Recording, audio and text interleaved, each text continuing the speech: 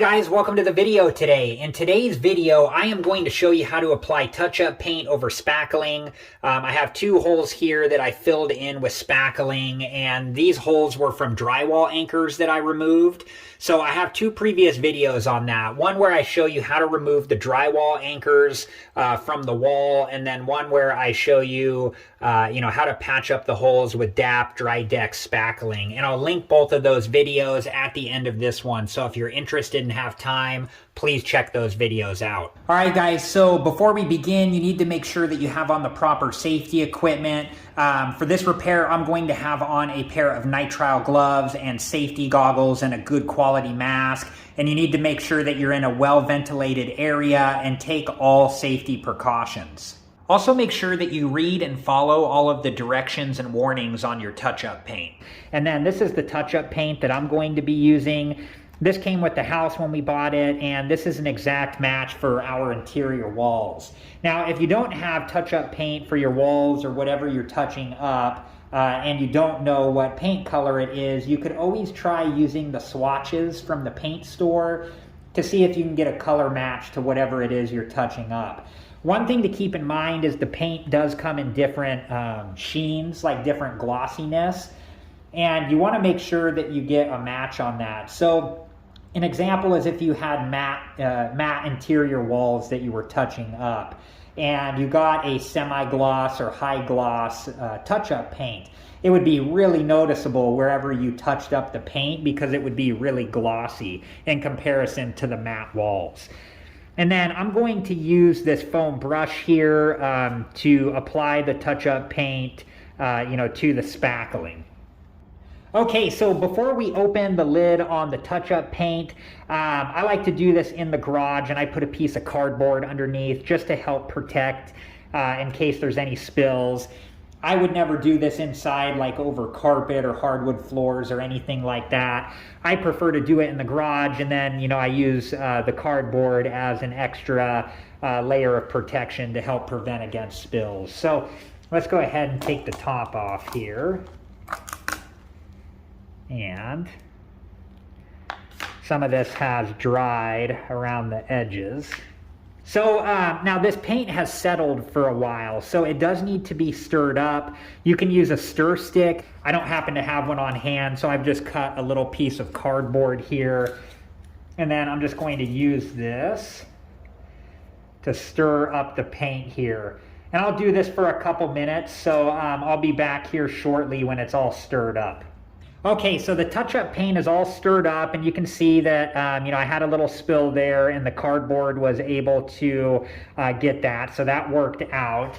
And we don't need much paint at all. So what I'm going to do is I have another piece of cardboard here, and I'm going to get some paint on the foam brush here, and I'm going to use this cardboard to go inside the house with. I'm not going to bring the whole container, no need to risk any type of spill. So I'm just going to get a little bit of paint here on the foam brush, and then I'm just putting it onto the cardboard here so I have some to come back to and get if I need. Let's get a little bit more.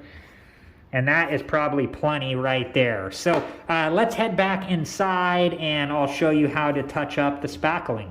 All right, guys, so we'll start with this one here, and I just don't have much paint at all on the foam brush. I've wiped most of that off onto the cardboard, and I'm just going to try to confine it just to the spackling area here, and then just a little on the edges of it. So, and you can already see that that's, starting to blend in there pretty well, because we can always come back and do a second coat if we need to.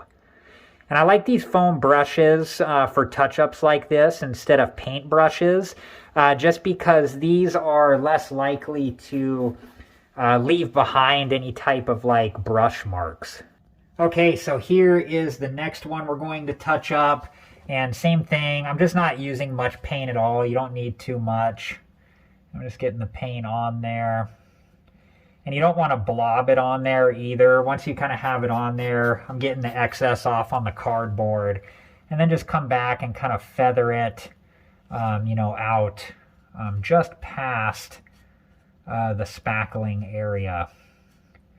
And it kind of helps blend it into the paint around it. All right, guys, so I've let this dry for a few minutes, and I'm just going to come back and put another coat on here. And same thing, I'm just getting a little bit of paint onto the corner of the foam brush, and then putting it onto the spackling area. And then I'm going to wipe off the excess paint on the foam brush, and then just use the foam brush just to feather out the paint just slightly past the spackling area like so. Okay, so here's the other one, and I'm just going to do the same thing, just putting a little bit of paint onto the corner of the foam brush, and then just getting that onto the spackling here like so.